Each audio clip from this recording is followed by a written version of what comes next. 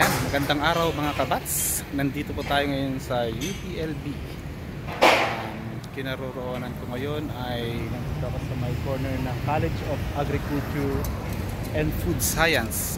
Papunta po ako ngayon sa college ng aking panganay na anak na si Krisha. Tinatawag nilang IABE or UPLB Institute of Agricultural and Biosystems Engineering. Yan po yung kinukuha ng anak ko. So lalakad po ako patuloy doon. At napaka busy po ng araw ko ngayon. Kaninang umaga nasa Department of Foreign Affairs lang ako sa Alabang Town Center sa may Alabang. Yun. Nandun po ako kanina para kumuha ng apostille para sa kapatid kong nasa Korea.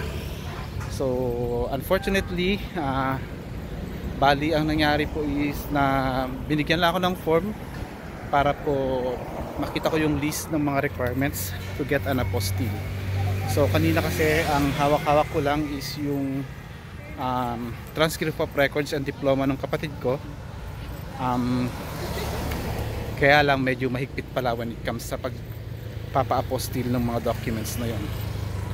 So anyway, share ko lang para sa mga nagbabalak magpa-apostille dyan, magkakaroon na kayo ng idea kung ano yung mga dapat gawin, yung mga requirements para pagdating nyo doon is matatapos nyo agad yung lakad nyo. So unang-una, gusto ko munang sabihin kung ano yung apostille. So actually natutunan ko lang rin yan this week. Ang apostille po is isang pamamaraan kung saan ino-authenticate o sinecertify yung mga local documents natin para magamit nila sa ibang bansa. So halimbawa mga common certificates natin, birth certificate, marriage certificate, or kung ano mga certificate yan, mga SENOMAR, also mga NBI clearances, police clearance, and all other clearances that you know. And also yung mga school records, yan, like yung transcript of records, diploma. So yan po, pinapa-apostille natin para i-recognize po sila sa ibang bansa. So ganun po yung apostille. So yun nga, sabi ko nga, unfortunately hindi ko po natapos yung sa kapatid ko kasi transcript of records po at saka diploma yung dala ko. At medyo may kahigpitan po pala kasi nga ang importante kasi sa apostille is dapat sure sila na certified true copy yung document na ina-apostille nila. So kung transcript of records or diploma yung ipapa-apostille mo, ito po yung mga requirements nila. So I don't know for some other documents kung ano yung mga nire-require, pero in my case ganito po yung mga hinihingi nila. So unang-una, dahil kapatid ko po yung may-ari, kailangan po ng authorization na ino-authorize ka ng iyong kamag-anak, kapatid, o sino man yan, asawa, nanay, tatay. Yan, kung kayo po yung nautusan para kumuha dito sa bansa natin or para magpa-apostille dito, so kailangan po ng authorization from that person. Another thing is certificate of kinship or proof of kinship, I should say, hindi pala certificate of kinship, proof of kinship. So meaning patunayan mo na related ka talaga dun sa tao. So in my case, since kapatid ko siya, pwede na yung birth certificate. So may papakita ng birth certificate na pareho kami ng mga magulang. So ano pa? Yung valid ID ng kapatid ko at saka valid ID ko to prove na ako ay ako at yung kapatid ko na kinukuhanan ko ng apostille is siya nga. So yun. Ayan, medyo ano to? I'm taking my time din kasi nasa klase pa yata yung anak ko. So yun. Kaya tingnan nyo, may kalsada, kaya hindi ako basta-basta tumatawid. Yan. So okay, nasa na tayo? So ID,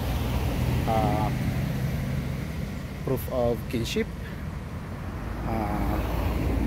authorization, and then ayun, eto, sabi ko nga, di ba, may dala akong diploma and transcript of records. So hindi po pwede yun, although certified true copy yung dala ko, hindi po pinapayagan ng Department of Foreign Affairs yung ganun na punta ka na lang doon para ipapostil sa kanila.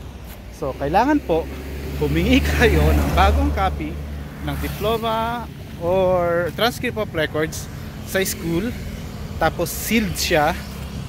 At the same time, since graduate siya sa isang university, private university, kailangan meron din yung tinatawag na CAV, o Certification, Authorization, and I forgot the letter V, verification yata yun, from Commission of Higher Education. So yun po. So tapos lahat yun sealed. So pagbalik mo sa DFA, or pagbalik ko sa DFA, dapat dala-dala ko na lahat ng mga requirements to. So ganun po siya. So yan, para ma-process na nila at hindi na kailangan na to ng pabalik-balik. Yun. So yun nga po, nagtataka siguro kayo, sabi ko pumunta ako ng DFA, hindi ko nabanggit kung may schedule ba ako, nag-walk-in ba ako, ano ba talaga. Pagka-postil po, pwede po ng walk-in. Pero sa in this case, sa Alabang Town Center, sa DFA Alabang Town Center, ang nililimit lang po nila up to 80 applicants per day na walk-ins. Ayan. On top po yan ng mga nagpa-book online. Although hindi ko alam kung marami nagpa-book online kasi naririnig ko medyo mahirap daw magpa-book online. Ayan. So I don't know kung saan yung sa building ng anak ko, hinahanap ko pa rin. So lahat po itong nilakad ko na to, Department of Agriculture po lahat to. Yan. So PhilRice yata, PhilRice building to. So I think I still need to walk farther. So yun. Anyway, I hope may naibahagi ako ngayon sa inyo. So yun lang po. And pasensya na po kasi pag nag-vlog ako, straight lang po siya na video, wala pong edit. So probably eventually in the future, pag nakapag-decide po ako na ipupurso yung vlogging sa hobby, o yan, sa hobby. So probably yun,